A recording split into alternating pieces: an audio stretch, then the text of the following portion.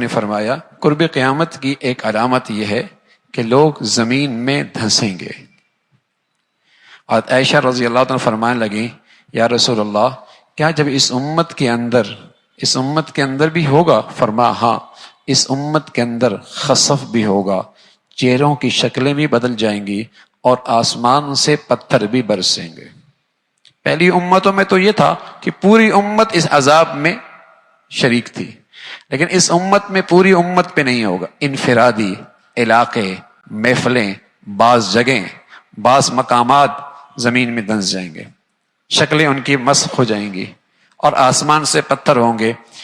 تو عائشہ فرمانے لگے یا رسول اللہ انہلک وفینا الصالحون، اس امت کے نیک لوگ بھی موجود ہوں گے پھر بھی یہ ہلاکت ہوگی؟ فرمایا ہاں، اذا ظہر الخبث، جب گندگی زیادہ ہو جائے گی تو پھر اللہ کی یہ پکڑ آئے گی. پھر رسول اللہ صلی اللہ علیہ وسلم نے اپنی زبان میں بتایا کہ یہ خسف کب ہوگا، زمین میں دھنسنا قرب قیامت میں کن گناہوں پر ہوگا. تو فرمایا المجاہرہ بالغناء والرفث، جب ناچ گانا کھلے عام ہونے لگ جائے گا، جب ناچ گانا کھلے عام ہو جائے گا، والمغازف، اور آلات موسیقی، کھلے آلات موسیقی کی جب کثرت ہو جائے گی اور شرابیں پی جائیں گی، پھر اس امت کے اندر بھی زمین میں دھنسنا ہوگا. یہ جو آپ کو نظر آتا ہے نا کہ ٹیلنٹ پورے ملک میں تلاش کیا جاتا ہے، کون اچھا گلوکار بنتا ہے، یہ ہونا ہے اس لیے کہ قرب قیامت میں دھنسنا بھی تو ہے. جب تک یہ ٹیلنٹ تلاش نہیں ہوگا اس وقت تک یہ عام کیسے ہوگا؟ ٹیلنٹ تلاش کیا جاتا ہے نا، اور دانشگاہوں کے اندر، تعلیمی گاہوں کے اندر بھی کلاسز دی جاتی ہیں. اس نسل کو اب اسی کی ضرورت رہ گئی ہے. ناشتہ کہتا ہے، گاتا کیسا ہے. پہلے میں اپنے بچوں کو اللہ کا نام سکھاتی تھی، اور جب وہ گنگناتا ہے تو کہتے ہیں بچے میں ٹیلنٹ بہت ہے. جب وہ گنگناتا ہے اماں کے سامنے ناچتا ہے، ٹیلنٹ بہت ہے. پہلی مائیں بسم اللہ پڑھاتی تھی، اللہ کا نام سکھایا کرتی تھی، اللہ کی بات سکھایا کرتی تھی.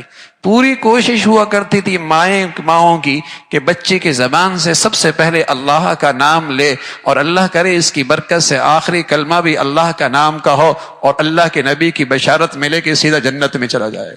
لیکن اب کیا ہے مائیں بچیزو، ابھی اس کی 2.5 سال کی عمر نہیں ہے، 3 سال کی عمر میں آپ نے تعلیمی ادارے میں بھیج دیا، وہاں اسے موسیقی کی کلاس سکھائی جا رہی. کیسی بدنصیبی ہے. عقل پر ماتم کیجئے، لاکھوں روپے بھی دیجئے اور اپنی اولادوں کو بھی ان کے حوالے کیجئے. لاکھوں روپے بھی دیجئے اور اپنی نسل کو، اپنی اولادوں کو بھی برباد کیجئے. پیسہ بھی دیجئے اور اس اولاد کو اپنے لیے وبال بھی بنائیے. کیا دولت تھی اولاد جو مسلمانوں کے لیے صدقہ جاریہ تھی، اور بہترین زندگی کی صلاحیتیں اس کے اندر پیدا کرنے کا موقع تھا. کیا بڑی دولت تھی کہ مسلمان اس میں سرمایہ کاری کرتا، اپنے وسائل لگاتا، اپنی صلاحیتیں لگاتا، اپنی توجہ دیتا، تاکہ اس سرمایہ کاری سے ایسی چیز بنے کہ کھربوں سال کی زندگی میں اس کے لیے صدقہ جاریہ بنے، اور دنیا کے چند ٹکوں کی خاطر اس کی آخرت بھی برباد کرتا ہے اور اپنی بھی آخرت برباد کرتا ہے.